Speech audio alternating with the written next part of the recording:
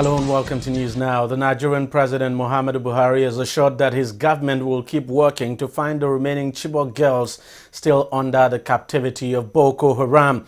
Speaking at a joint press conference with the German Chancellor Angela Merkel, Buhari said the Nigerian security operatives are still gathering information on the whereabouts of the remaining girls. He, however, insisted that his government will ensure all the girls are released. The president is currently on a 3-day official visit to Germany to hold bilateral talks with the German Chancellor Angela Merkel and German's President Joachim Goak. They are expected to hold talks on issues bordering on security, the situation of the IDPs, and economic relations. Nigeria's Vice President Yemi Osinbajo has assured the 21 Chibok girls who were released from Boko Haram captivity on Thursday that the government will take care of their education. He was speaking at a meeting with the girls at a hospital in Abuja where they were receiving medical attention from doctors. He was accompanied by his wife Dolakbo Osinbajo, the Minister of Information Lai Mohammed, the Director General of the Department of State Services Lawan Daura, and other top government officials. Osinbajo now promised the girls that the government was ready to take up their accommodation and their education if they wished to continue schooling. He assured that the government will do all it can to ensure that they are rehabilitated into the society. Now, the girls are part of the over 200 Chibok schoolgirls who were kidnapped by the Boko Haram Islamist sect in April 2014. A spokesperson for the President, Garba Shehu, said the release is the outcome of government's ongoing negotiations with the sect. He said the release was brokered by the International Red Cross and the Swiss government, adding that negotiations will continue. Now, the release of the Chibok girls has continued to generate reaction among Nigerians. While many Nigerians say this is a welcome development, a few others think otherwise. TV360, I should say, spoke to a few of them to get their opinion on the issue. When the news of the released 21 Chibok girls filtered in yesterday, it was greeted with mixed reactions from Nigerians. While some people were excited, others were more concerned about the state of their well-being. TV360 went to town, and these are some of the reactions we got. It's a welcome development, and people will know that this current dispensation, they are really working hard to make sure that all those remaining girls, they brought them back to their parents. It's not a surprise to some of us. In one of my articles, in the newspapers, I predicted it last year that the mistake the Boko Haram insurgents made was to take those girls, and that will mark their end, and it's gradually happening.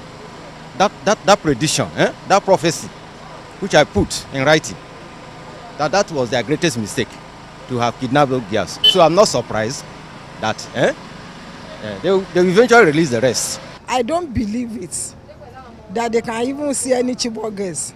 If at all there is, they can never come back normal. They can never come back normal if there is. So it's either most of them are pregnant or turn to something else. But I don't think they can come back as normal as they left. There's nothing like that.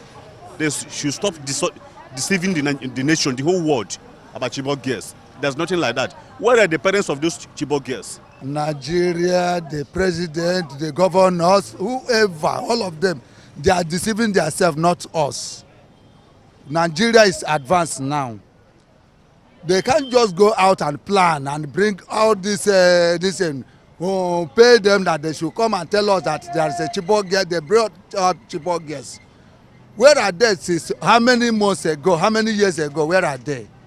Do you think that those Chibok girls are not, all of them are not pregnant? How will they go and bring this small this and that is Chibok girls? They are all liars. I think it's good news, and I think we still have to give God the glory that these girls are still alive, and that if government can put more effort, and you and I can put more prayer, and we can put all other things together, there is still hope and assurance that all the other ones that may still be living, at least they will be released. The government has promised to rescue the remaining girls as soon as negotiations continues with Boko Haram. One can only hope that this promise is fulfilled as quickly as possible. The National Judicial Council has officially reacted to the raid at the residences of some judges by operatives of the Department of State Services last weekend, describing the operation as the height of impunity. In a statement after its two-day meeting, the NJC condemned the operation as an attempt to intimidate the judiciary. It denied shielding corrupt judges and provided details of exchanges it had with the DSS regarding corruption in the judiciary. The council said it will not allow the independence of the judiciary or its impartiality to be mocked by the DSS or any arm of government. Meanwhile, the Economic and Financial Crimes Commission has said it is conducting a separate investigation on 8 other Nigerian judges and 2 court registrars. The names of the judges being investigated were, however, not disclosed. The Kaduna State government has condemned Wednesday's attack on members of the Shiite group in the state. At least 4 people were killed after angry youths attacked members of the group in Tudunwada local government area of the state. In a statement, the Kaduna State government condemned the attack and commiserated with the victims. The statement also revealed that the state governor Nasir El-Rufai has directed security agencies to ensure the arrest and prosecution of the participants now of those who actually participated in their action. Nigerian President Muhammadu Buhari has congratulated former Portuguese Prime Minister Antonio Guterres on his election as the next Secretary General of the United Nations. Guterres was on Thursday formally appointed as the new UN Secretary General, replacing Ban Ki-moon, who will begin his 5-year term on January 1st, 2017. In a statement on Friday, Buhari said Nigeria is looking forward to working with Guterres to address the world's most pressing challenges. A federal high court in Abuja has ordered the Independent National Electoral Commission to accept Jimoh Ibrahim as the governorship candidate of the People's Democratic Party in the forthcoming governorship election in Ondo State. Ibrahim is the candidate selected by the Ali Modu Sharif-led faction of the party. Now, in his ruling, the judge, Justice Okon Abang, ordered that Ibrahim replaced Eyitayo Jegede, the candidate selected by the McCarthy faction of the party. He rules that the Independent National Electoral Commission, INEC, must relate with Ali Modu Sharif faction of the party. A group known as Coalition of Edo State Youths for Democracy on Friday in Abuja embarked on a peaceful protest to express its disappointment over the result of the recently conducted governorship election in that state.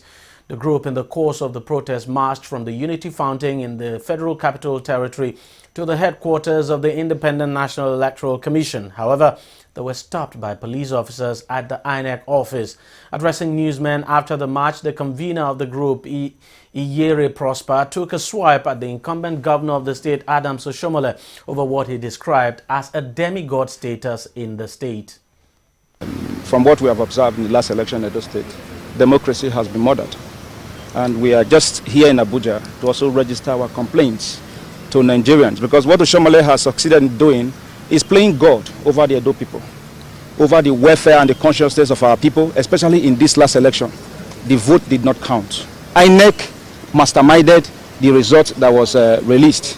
Basically, it's just an acclaimed winner. It's not the true winner of that election. Pastor Osage Ezeyamo is the winner. We have facts. We have evidence. We have video clips where a bullion van with Oshomole was going into the INEC office in Benin during collation. We have facts where electoral officers mentioned that Shuaibu, the acclaimed deputy governor now, brought in talks into their polling unit to mutilate. So these are issues. We are crying to Nigerians. We are also crying to the election tribunal that was being set up. Of course, they will resume very soon, so that they will be guided. This evidence, we have them on CD plates. As soon as we finish from here, we are going to give each of you a copy so that you can see it firsthand.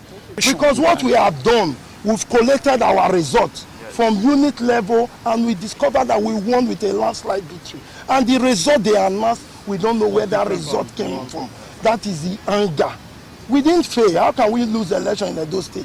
When Edo is PDP and PDP is Edo, we can never lose election in Edo. And come to think about it, because of the situation of things in this country, nobody will cast their vote for APC. We are coming back. We will come back again, because what we did today was just like a litmus test. Yes. It's a litmus test of what we'll continue to do until our mandate is restored, brought back to us. Because the fear about it is that we know that the judiciary is the last hope of the common man. would have just gone to the tribunal to register our displeasure. But with this harassment of judges, do you think we'll still get fair judgment in the court?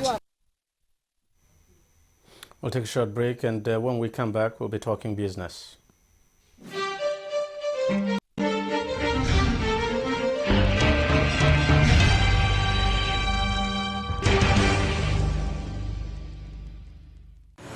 The Wole Soyinka Center for Investigative Journalism, WSCIJ, invites professional Nigerian journalists and team of journalists, full or part-time, with stories published between the 4th of October 2015 and the 3rd of October 2016 to submit entries for the 11th Wole Soyinka Award for Investigative Reporting.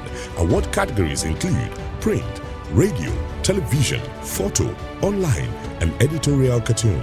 Submission deadline Monday 24th October 2016 by 4 p.m. All entries to be submitted at the WSCIJ office, number 18A, Abiodun Shobanjo Street, off Latif Jakonde Road at Gidimbi, Ikeja, Lagos. For more information, please visit wscij.org or call 0908-251-5179. Investigative reporting is the vital force for the restoration of human dignity. Wole Soyinka.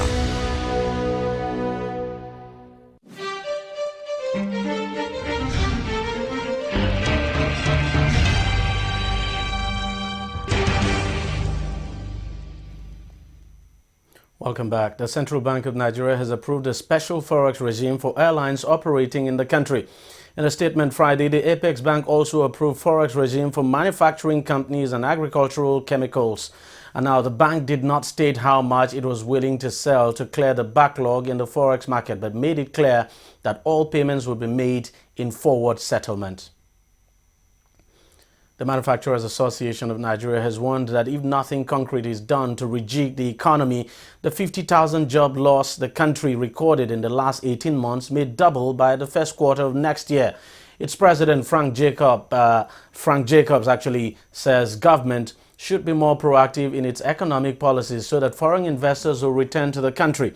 He told newsmen in Lagos that the diversification of the economy demands more contribution from private individuals than the government itself.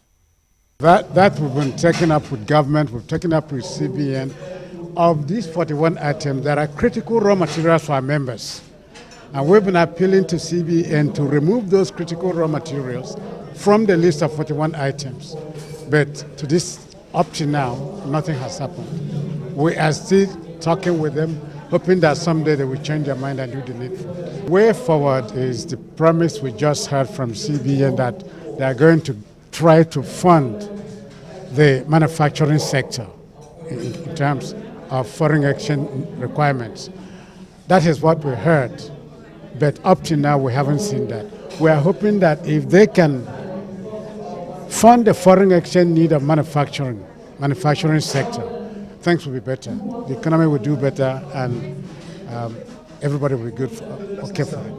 We've lost well over, I think I would say 50,000 workers. 50,000 workers, because 22 of our members have closed shop completely. Many have reduced their workforce as a result of lowering their production capacity. 50,000 in the last 1 year? The last 18 months, from January last year to present, about 50,000. The Lagos Chamber of Commerce and Industry has again berated the slow pace of economic recovery in the country. Director General Moda Yusuf told newsmen in Lagos that the federal government has not in any way got the right policy direction that will take the country away from its present economic recession. Moda maintains that the country is facing a double jeopardy and government needs to regain investors' confidence. The government hasn't got the money to turn this economy around. We are facing the double jeopardy of the sharp drop in oil price and sharp drop in oil output. So the capacity of the government to turn around this economy from an investment point of view is not there.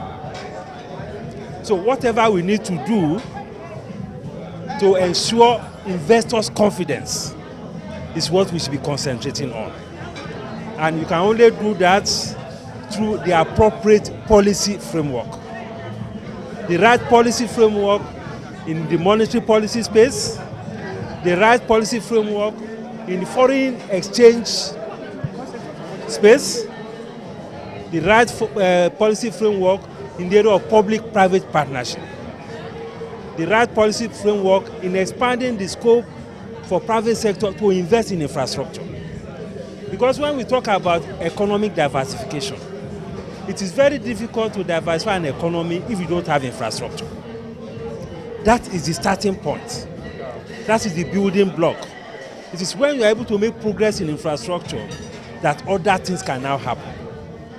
That is why many of the sectors that you say we are trying to diversify into, the progress has been slow, because when you look at it within the context of the value chain, you can see the level of productivity.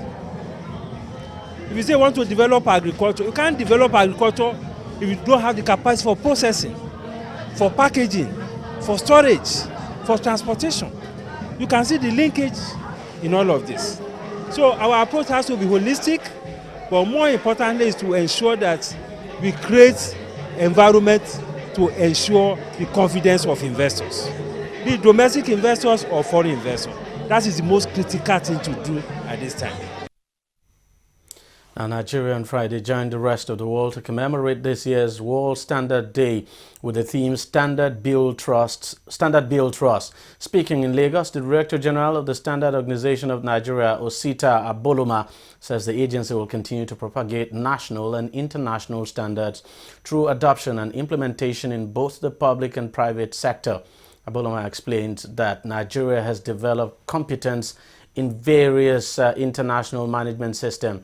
In her remarks, the Zonal Coordinator, Technology Incubation Center, Julie Moma, says Nigeria has the capacity to generate the needed employment through small-scale businesses, which form the basis of economic growth. She called for the collaboration of the SON and the private sector in the war against substandard goods through sustainable development of new standards. First of all, try to nurture you to adhere to standard, teach you the culture of standardization and quality assurance. That's why we are coming here to up and coming SMEs.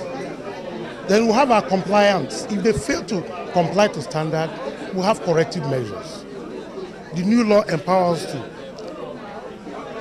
enlighten, force you to comply, or even prosecute. We'll go to any length to prevent substandard goods in Nigeria. Being trust, we want to be sure that what we take out there, what we sell, is what is healthy and what has been standardized. And that is why whatever it is that goes to the market, whether you are micro, medium, SMEs, standard must be taken into consideration. Certifications must be taken into consideration. Crude oil prices drifted lower from the previous session at the start of Friday, trading even after positive production talks in Istanbul from OPEC members.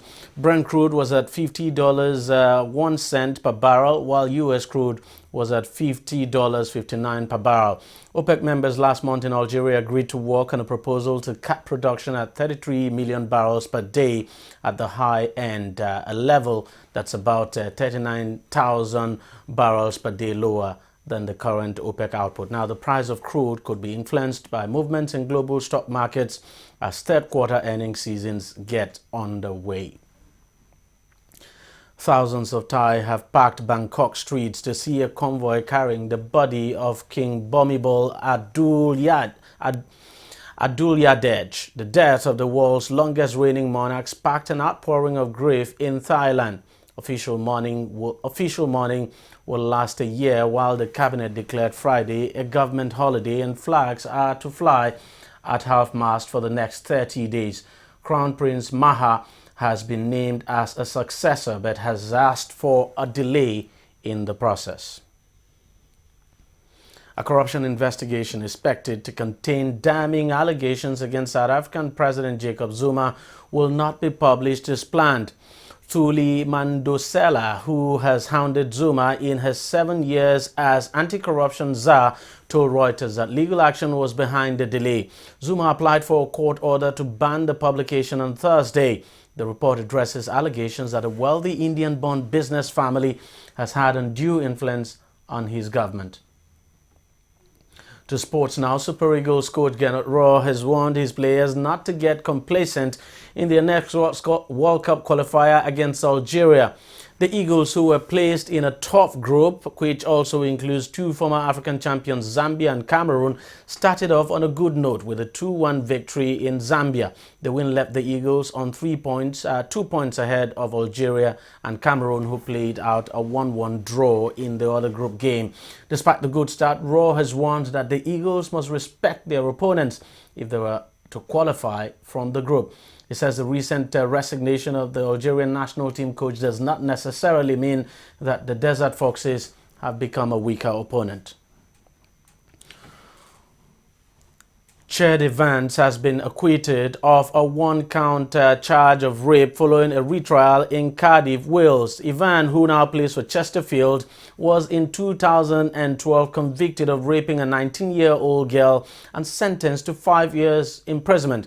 He was released on October 2014, although he remained on the Violence and Sex Offender Register indefinitely. In April, he was granted a retrial after an appeal court quashed the previous conviction. He has now been found not guilty in the new trial. And of course, he can continue playing football with a peace of mind. North America became a stronger favorite to host an expected World Cup in 2026 after FIFA essentially barred European countries from bidding on Friday. The FIFA Council agreed that UEFA and Asian Confederation members should not bid again so soon after Russia hosts the 2018 World Cup and Qatar has the 2022 tournament. FIFA said Europe would be put on standby only if none of the received bids fulfill the strict technical and financial requirements, which is unlikely if the United States bids are respected, either alone or with Canada and Mexico. Now, FIFA favors co-hosting among regional neighbors, and a three-way bid could be more popular if the tournament grows to 40 or 48 teams. Well, that's it in news now. For now, we thank you very much for watching. Continue to stay tuned to TV360.